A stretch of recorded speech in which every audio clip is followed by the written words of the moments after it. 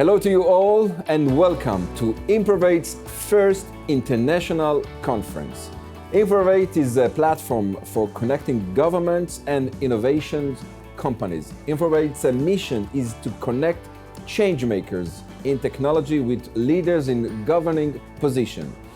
IMPROVATE is dedicated to find solutions and sparking collaborations that will improve the quality of life for the many. Here with us, IMPROVATE's founder and chairman, Irina Nevzlin. Our special guest today, the Right Honourable Tony Blair, the former Prime Minister of Great Britain and Northern Ireland, and the founder and chairman of the Tony Blair Institute for Global Change. Also with us today are honourable ministers from Israel and Africa, Mr. Yizhar Shai, Minister of Science and Technology from Israel, Mr. Joseph Antoine Kasonga Mukata, Minister of Agriculture, Democratic Republic of Congo. Also with us, Omari Tewebe Gumba, Deputy Minister of Agriculture, Tanzania, Minister Ato Sani Reddy, Minister of Natural Resources Management and Food Security in Ethiopia, Professor Edie Boga, Secretary of the State Department for Crop Development and Agriculture Research, Kenya, Minister Jubalani Mabuza, Minister of Agriculture, Eswatini, Mr. Jonathan Bialosuka Wata, the Minister of Fisheries and Livestock in Congo, Mr. Masima, he is the Ambassador of Tanzania in Israel, and Mrs. Coringanor, Head of Structures and Export Finance at Bank Discount. We will hear today from Israel leading agrotech and innovation companies. They will present solutions here in the studio in the field of food security. Food security has become a burning issue, especially today because of the pandemic. That is why we choose to deal with this issue today. So here at the studio or via Zoom, Netafim, Next Firm, LR Group, ICL, Alphabet Planners, AgroScout, Bioefficiency, Milky, Bermad, and finance company that can help those wonderful tech companies to do business in Africa. Discount Bank, Ashra, East Africa International Finance Corporation, and African Export-Import Bank, Afrexim Bank. Also watching us, representative of investment fund from around the world that are looking for investment in Israel innovation companies. This conference will be the first in a series of international conference held by IMPROVATE to connect between governments and innovation companies. So, let's start. I would like to introduce Irina Nevzlin, the founder and the chair of IMPROVATE. Irina is Israeli entrepreneur. She grew up and started her career in Moscow, continued in London, and now lives in Israel. She's the author of the book, The Impact of Identity, The Power of Knowing Who You Are. Over the last decade, she's a chair of the board in the Museum of the Jewish People. She conducted a $100 million transformation. It is now the biggest Jewish museum in the world, telling the story of unity and success. So, Mrs. Nevzlin, what is the vision behind IMPROVATE? First, Danny, thank you very much for the question. And I have to tell something. I'm very excited. I'm grateful to everybody who is watching us and who is with us in the studio. It's our first inaugural conference, and we did it at the time when it's hard to imagine it's possible. And it's possible because there is some nice woman looking to me from control room, Ronit Hassin-Hochman, who is my partner and the CEO of the company who made it happen. Now, back to your question. You see, I think we all know that there is a crisis in leadership around the world. We see it everywhere, not just in crisis. It started before.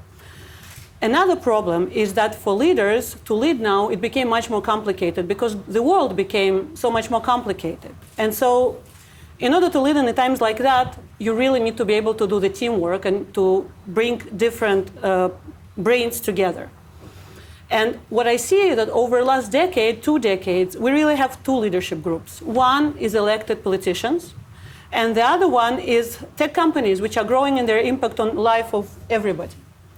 Now, those two groups are ought to talk together to build a shared language, and this is where we come into place. We want to make sure that these groups come and work to make life better for all of us and for many. So, Mrs. Nevslin, how can IMPROVATE help the world in those problematic days? I'm glad you asked. Look, I think a lot of people who are here with us today get invitations to a lot of different gatherings. Now it's mostly online, but it used to be physical, where you have these discussions, which are basically two topics. One topic is issues and hand problems that we have, and the second one is who are we going to blame today for those problems? Now, while I think it's very important to know what problems we have and how we got to that, I also feel that there's a big group of people around the world who want to have another discussion. And the discussion is, okay, we have a problem. There's a theoretical reason why we got to where we got. But what we want to do is come together and find the solutions that will actually make our life better and everybody's lives better. So this is, I think, what IMPROVATE ought to do, especially in the time of crisis. So that's what we're going to do in the next hours. Thank you, Mrs. Nevslin, for staying with us. And now to London. Hello, Mr. Tony Blair. It is a great honor to have you with us today. Today's meeting focuses on the subject that I know, very close to your heart, food security. Being active in Africa, how do you see the food security challenge in the continent, especially when the COVID pandemic makes a big problem in access to food? Yeah, first of all, a big congratulations to everyone at IMPROVATE, to Irina and her team for making this get together happening. It's actually a huge tribute to their skill and ingenuity that they've managed to get so many people together on what I think is going to be a really important method of connecting people for the betterment of people in Africa. So food security is, of course, a huge challenge. And it was a challenge before COVID. COVID has deepened that challenge. But there's one other thing that the COVID-19 crisis has done, and that is that any problem that was there before COVID is there now, but accelerated. And the same is true also of the thinking behind the solutions to these problems. So in all the conversations, my institute works in around 15 different African countries with teams of people, and we're about to go into several more, including some of the countries represented on this call. What we find is there's now an enormous interest in the whole question of technology and what it can do to accelerate Africa's development and accelerate the solutions to these long-standing problems. Now, on food security, it's very, very clear. There are still large numbers of people in Africa that go hungry. Africa, just to give you some data points, it imports around $80 billion worth of agricultural produce. It exports 40 billion. So it has a deficit when it should have a huge surplus. The tariffs between African countries on the export of goods between those African countries are high, on average 12%. That means sometimes you have a situation where, for example, in South Africa, it could be actually more, it could be cheaper to import from Argentina than from an African country next door. And then thirdly, you've got a situation where the population of Africa is going to double in the next 30 years. So it's going to go from roughly 1.2 billion people to over 2 billion people. And at the same time, the numbers of people going to the cities is increasing. So this food security question has always been acute. It's even more acute now. And there is literally no way of dealing with this unless there's agricultural transformation in Africa. And that is to do with logistics and infrastructure and food production and scale. But technology has a role to play in each and every one of the issues that affect African agriculture. Thank you very much, Mr. Blair. We will be talking with you later again. Thank you very much. Now, here in the studio, the Minister Izhar Shai, or we'll talk about something else now. Minister of Science, that is the right thing. In Israel, Izhar Shai, Israel is considered an innovation nation. As a minister who only recently entered your position, what are your plans to expose the world to Israeli technology? Thank you, Danny, and thank you for having me here, Rena and Danny. It's a great honor to be here. You know, Israel is considered as one of the leading hubs of innovation around the world. We are building innovation in various areas of technology and science. And as we are building those areas, we are also always looking forward into what happens next. What are the trends that build the next exciting companies, the next exciting areas for exploration of scientists, technologists, people who build companies, people who build the research within universities. As we look into what happens in the near future, we are looking into the potential of artificial intelligence as one of the most significant worldwide trends, which has a practical implication in almost every aspect of our day-to-day lives. As this applies to our discussion here, AI, artificial intelligence, is very applicable towards the areas of agriculture, of precision agriculture, which is an up-and-coming market trend by itself, and is a basis for cooperation between Israel and, I hope, many nations in Africa, and by the way, around the world as well. So can you say a word about Israel's startup companies and food security in Africa? So, you know, as a minister, I'm not allowed to mention names, so I will talk to the market names. Segment. We do see Africa rising over the last decade as a potential market for Israeli companies. Traditionally, Israeli companies, even in the area of agriculture, were focused more on South America, North America, and some areas in the East. Now Africa has become a good trade partner for Israeli companies, for innovation companies that deal with the various aspects of food security. And again, you see companies developing technologies in the area of water technologies. You see companies developing in the areas of food improvements, yield, again, using AI for precision agriculture in order to improve the quality of crops, the quality of agricultural product around many sectors of that market. And we believe that this will also be the basis for much more to come, as the world is now realizing the importance of food technologies, of food security, and agriculture as a whole. You know, I grew up in the Israeli high tech in the 90s. You would not talk about agriculture in the sense of innovation then. Nevertheless, we are 30 years later, which speaks to my age. And now we are talking agriculture as innovation, as an important aspect of the Israeli tech nation, startup nation, and innovation overall. And as Mr. Blair said, the people of Africa will be double themselves in 30 years. So Bermad is a leading Israeli company in global water market that develops, manufactures, and markets advanced solution for flow control.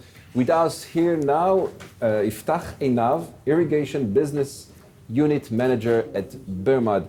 Hello, Iftach. Hello. How does Bermad's name relate to food security? Okay, I'll be happy to say. Bermad is actually a combination of the word berez, in Hebrew is valve, and mad mayim, which is a water meter.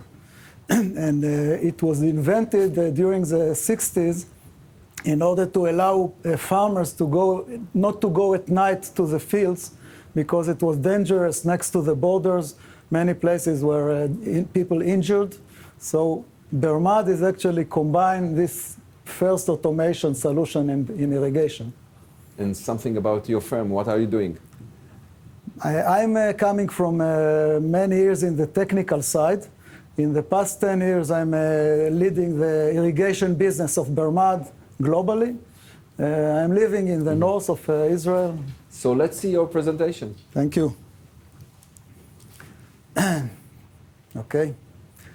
So Bermad, as we said, is by name representing food security.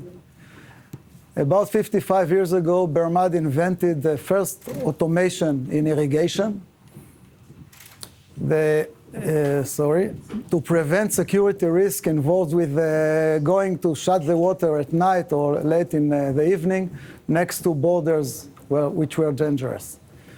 The automatic metering valve is actually shutting itself after supplying a preset water quantity, and this way closes automatically and we don't have to close it. Also, we are focusing from beginning to irrigate by volume, by water quantities, and not by time. And this is helping us to match better the specific needs of each crop, to monitor leakages and also cloggings in the irrigation laterals, to have a reduced water and chemical amount that is seeping to the aquifers, saving energy and saving water and fertilizer. So all this in three ways, in three words. It is about maintaining the design specifications. Bermad today is a recognized pioneer and established leader, world leader. We are expert in water flow management. We are designing, manufacturing and supplying products and solutions to enhance and protect systems, water systems in irrigation and also in water supply systems. Bermad worldwide is containing 12 global subsidiaries and more than 85 countries. We have distributors. We have standout products with committed professional team behind it, and this is the secret of our success. So we have global reach and also presence, local presence and long-term relationship. We present to be single focal point for all your automation needs. This is where we are looking for. We have an approach of integrated irrigation solution that allows us actually to support all the time, all the stages of design and building a project, and it doesn't matter in what stage. So we offer our help to synchronize all stages in project, everything that meets your automation needs and challenges. Let's see a short movie about one of our projects in Peru. Distribution of running water to far-off agriculture communities is of great humanitarian importance. In order to do that, international cooperation is required in planning and implementation of international-scale solutions. This is exactly the story of the Almost project in Peru, a mega project diverting water from the Huancabamba River, which flows into the Pacific Ocean.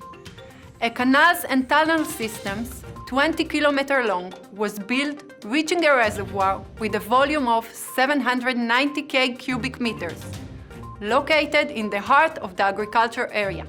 About 380,000 dunams owned by local administration and further 50,000 dunams owned by local agricultural communities are situated along the route of the project. The large agriculture area is divided into 19 subzones of 5,000 dunams each, watered by 97 center pivot irrigation machines.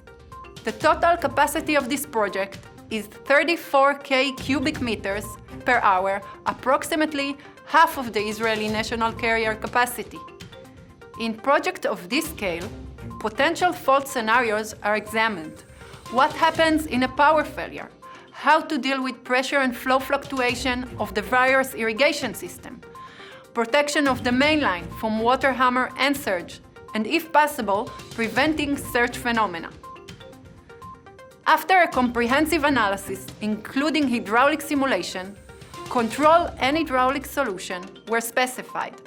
Control valves regulating pressure and flow, required air valves, and water meter.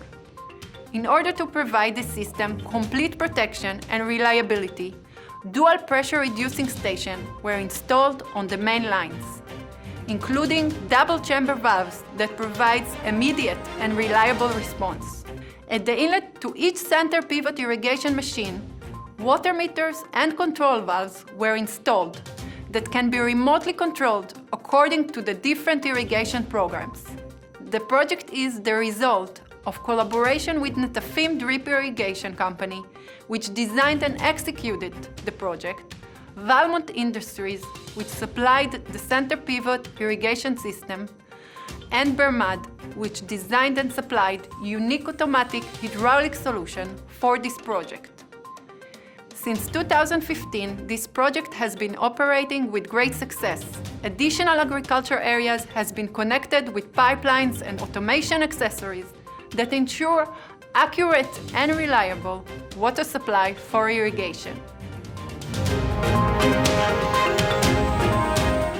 So we are not staying in one place with regards to technology. Our standard products are now getting smarter. Now our products are going online, making them smarter, granting them with IoT capabilities, connecting them to the cloud, and even looking for the next stage of big data analytics. So we are committed to keep moving forward and innovating with you and for you.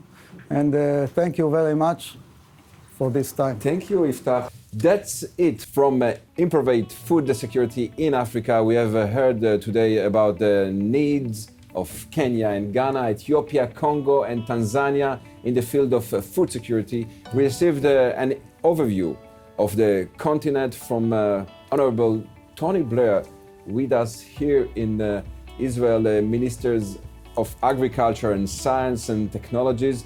We were exposed to leading Israeli agri-tech companies that can help the problems of food security.